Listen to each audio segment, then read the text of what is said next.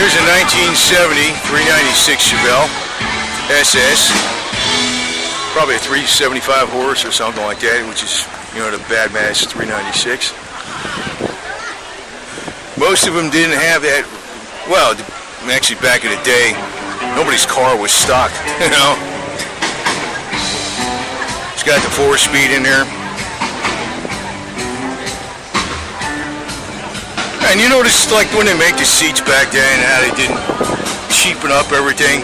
Even though if it was plain vinyl, it's got different patterns in it. A little bit of a emblem insert in the vinyl.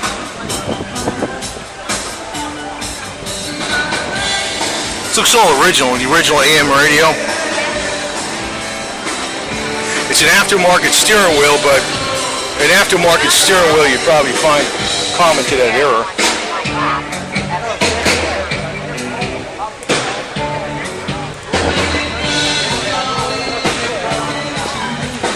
Too bad they don't let you do burnouts in here.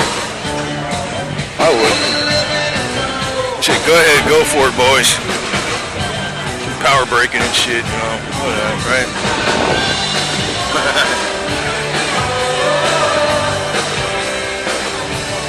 They should take out one of these golf courses and make it into a drag strip or something. That'd be nice. That'd be an idea. Then I'd like this place.